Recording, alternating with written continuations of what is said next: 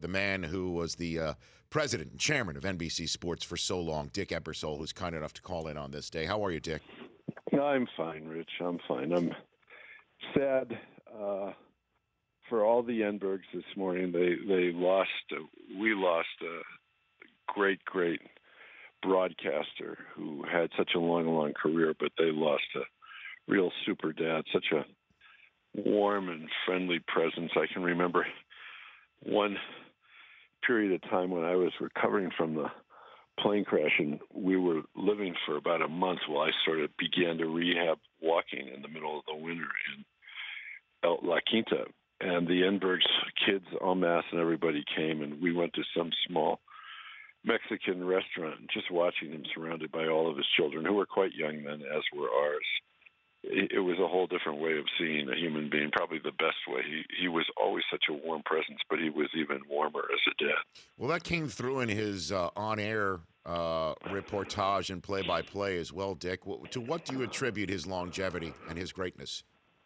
Well, for starters, he was really well trained. I mean, and most of the training was self-taught, but he seldom ever put himself in a position where he didn't know everything that you could possibly know to do play-by-play or host coverage of a major event. I remember when at some point in the late 90s, I don't remember the exact year, but we needed to make a big change in our golf coverage. And I remember going out to California to ask him if he would host golf for a couple of years. And he said, yeah, but it's going to be really hard because I'm not a golfer and I really don't know the game well.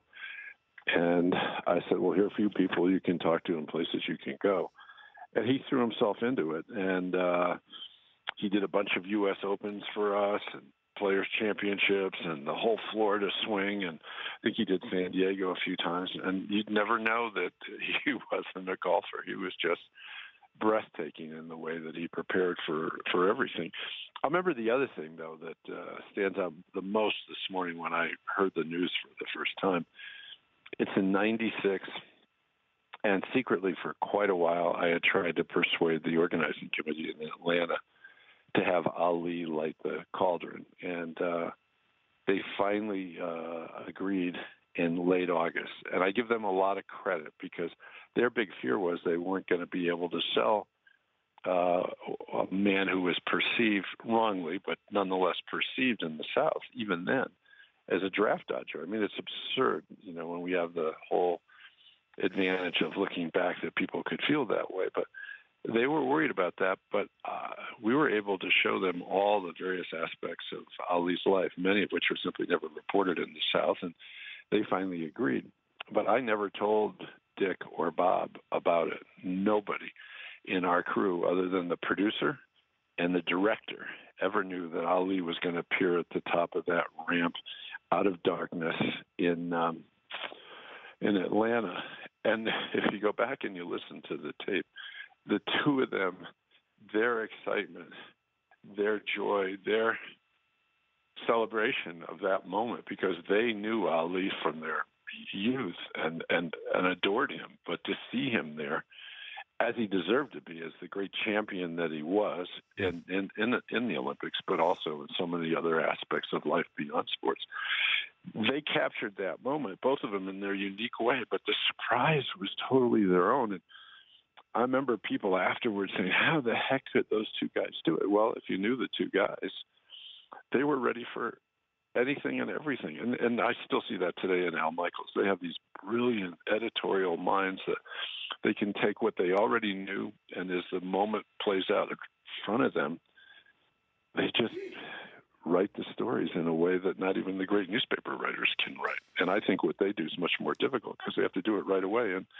Enberg was one of the greatest ever, and it was added to by the fact that I think people adored his sense of friendship. That "oh my" became something that I think people really loved hearing. Longtime chairman and president of NBC Sports, Dick Ebersol, joining us on the day after we all learned that Dick Enberg had passed away. What do you think was his best sport that he covered, Dick? What do you think he was best at? I think there's a tie, Rich. he loved the two that I'm going to bring up beyond the others. I believe one was of course, the NFL, but the other was tennis, and I don't think he enjoyed anything more than his 3 weeks in England doing Wimbledon. And he and his family loved being there, but most of all, he just loved being in that tiny little courtside box, calling it with, the lineup of analysts that he worked with is quite impressive, but in particular, initially he had a couple of good years with Connors, and then Jimmy didn't want to do TV anymore. And John, who was reluctant at first, jumped into it. He just loved that. And when we finally lost the rights, NBC lost the rights to Wimbledon about a year after I retired, he went over and did some Wimbledons for ESPN, so he kept his hand in it. But I also think, you're talking about these Super Bowls. His last Super Bowl as a play-by-play announcer, joyfully, was in his hometown of San Diego, where he lived just up the coast in La Jolla. And it really was a very hard game to do because if you remember the circumstances, it was announced in mid-January of that year, just before the Super Bowl, that we had passed on our rights to continue to have football. And so it was the last game that many people thought NBC might ever have of a pro football game. And I was adamant that we weren't going to do what some other people had done in the distant past, which was to sort of hang crepe over their last telecast and sort of make the public at home feel like somehow that something was going to be lost to them. It was going to be lost to us, but I felt that was really self-involved, and I didn't want to see our folks go down that path. And until the very end of that telecast, Dick is the on-air head of our broadcast. Never went anywhere near it. And it was a very sad moment for him because at that point he knew he might never do a game again. He certainly didn't have the opportunity to do a Super Bowl again, but he kept all of his thoughts inside of himself. And the telecast was a great telecast and a very exciting one, as you remember how Sure. it went at the end and the big upset with Denver beating Green Bay. A couple more minutes left with Dick Ebersol here on the Rich Eisen Show. And again, just a testament to his greatness and the breadth of his career, Dick, is, the fact that he is in Cooperstown for his work calling baseball. And we didn't even touch on college basketball, the years he spent covering locally, John Wooden, UCLA, and his time with Al McGuire, that connection between two announcers and then ultimately with Billy there as well. Billy Packer. But I think Dick really, his arrival on the American scene in a big, big way is sort of due to another really special fella, Eddie Einhorn, who put together the first truly national broadcast of the Astrodome. The Astrodome regular season, UCLA and Houston, wasn't it? Mm-hmm. Yep. And I think that's when the whole country got let in on the special treat that people on the West Coast had for a number of years, which was Dick Enberg. In fact, Enberg was well known in what is now your neck of the woods, Rich, because he was the voice on Channel 5 in L.A. for years with his then wife of the Christmas parade. Who also had Vince Scully and Chick Hearn and Bob Miller in the same newsroom. It's unbelievable. Truly is unbelievable. How about the agent in L.A. who was one of the great broadcast agents ever, who had the joy of having both Vin and Dick, and that was Ed Hookstratton. And I think he loved the leverage he had with those two guys because they were always the nicest guys in the world, but the Hook could be the tough guy in the negotiations. Hey. Never have it touch them. Everybody has to have the bulldog. Hey, Dick, before I let you go, I would be remiss if I didn't just ask you from your position of being a viewer of football now, more than not, just a straight-up viewer of the NFL. If you could change a rule or a way that it's being presented to improve things, what would you choose, Dick? Okay, it's a two-part answer. Okay. If I could wave a wand, I would make instant replay never happen.